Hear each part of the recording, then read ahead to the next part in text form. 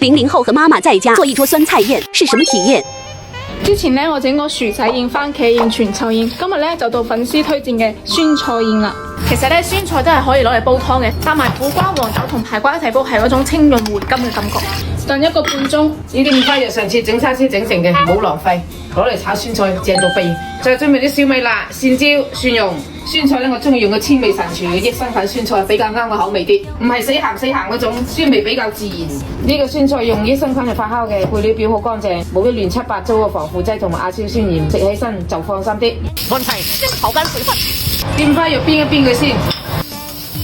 哇！啲豬油好香啊，香啊你！以前我哋攞啲豬油撈飯啊，仲香嘅，太油噶啦。再加蒜片、蒜末、小米辣爆香。哇，好香！啲辣椒犀利喎。湯，俾少少生抽，啲小老抽，少少松茸先。耐大火翻炒幾下就可以出鍋了。就呢個菜我可以連食3碗飯。我就係中意呢種酸菜嘅爽脆嘅口感。接下來的酸菜魚輪到本人出手了。酸菜先控乾水分，如果先煎一煎，加滾水，俾少少味精、酸菜水、鹽、少生抽，滾佢大概3分鐘。然後把酸菜撈出來，魚片下到湯裡燙熟就撈出。呢道餸真係超級無敵香啊！哇！呢兜嘢好香喎，喂！試辣啦！你唔講我都試啦，唔會好辣吧？廣東辣。哦，廣東辣，我放心食。哇，好靚喎喂！好食咧。香。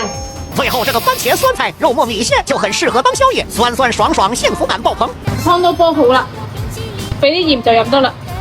開飯。先試下啲粉先。個酸菜搭埋啲番茄真係好開胃。再來一口。個酸菜唔好焦啊 Nice。呢個豬肉焦焦地好食啊！啲酸菜先中和咗嗰個豬肉嗰種流嘅感覺。我最期待呢個酸菜魚，好耐冇食過酸菜魚啦！哇，酸菜最正。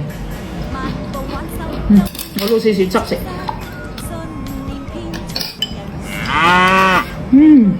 好味。